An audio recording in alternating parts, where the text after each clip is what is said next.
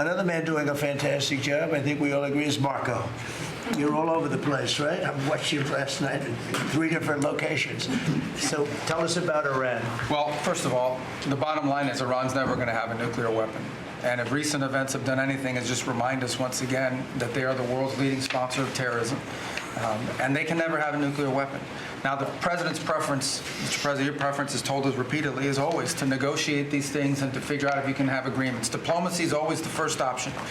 And we continue to work on that through your envoys, Mr. Woodcock and Kushner and others, the vice president, who've been very involved. And if there's an agreement to be made, we want that to be made. I think there's been some progress and some interest, and we'll see over the next few hours and days whether progress could be made. I just want to remind everybody, Mr. President, you know this well, you have other options available to you if that doesn't work.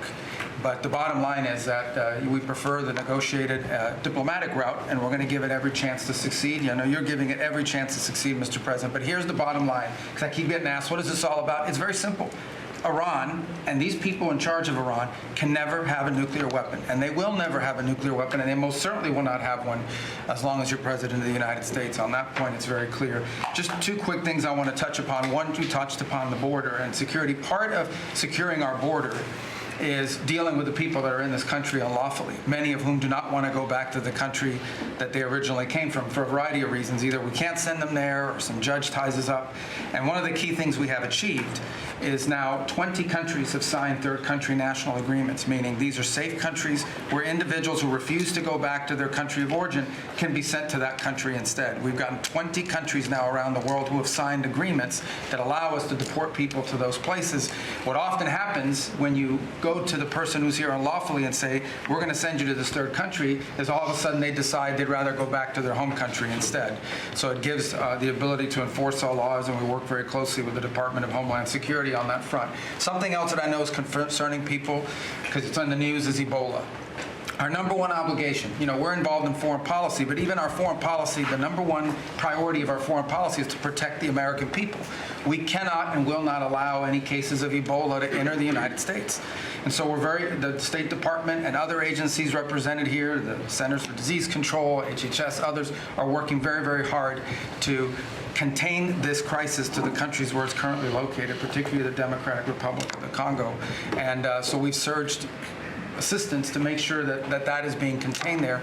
And obviously, multiple agencies involved here are also very involved in tracking people, just to make sure that nobody comes into this country that has Ebola and creates a problem for us.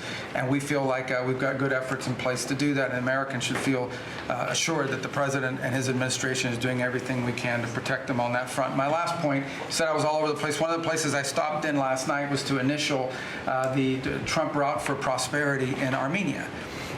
This is a key linchpin of the peace deal that you were able to achieve between Armenia and Azerbaijan. And in addition to that, we also signed a critical minerals MOU with them and a strategic engagement one as well. So just a reminder of another war you helped to settle, Mr. President. But from that now we are seeing the emergence of a great new relationship with Armenia that really had grown stagnant for a very long period of time. So we're doing well on that front as well. Thank you. And could I just ask you, Cuba and Venezuela, what's going on there? Well, interesting. On Venezuela, that process continues, that 3-phase process, of obviously stabilization, recovery, and transition. I would just say, just since January 3rd of this year, okay, and I think this number's right, and Chris or Doug can correct me on this, but I think over 10 million barrels of Venezuelan oil have been delivered to the United States since the 3rd of January.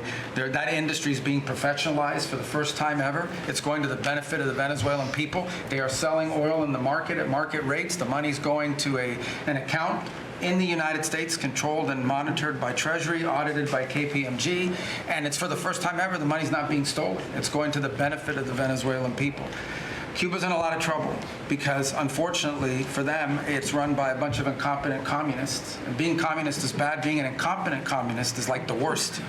And but the country's been taken over by this company called Gaesa that basically controls 70% of the economy. None of the money in that company goes to help the Cuban people. None of it.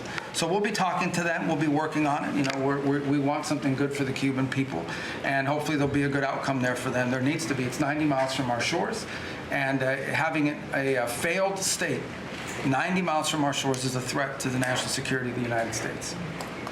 So we're producing right now more oil by double than Russia and Saudi Arabia combined. There's never been anything like that. We don't need oil, we don't need the Straits, we don't need anything, but we have more oil now being produced by double, by 2 times, than Russia and Saudi Arabia combined.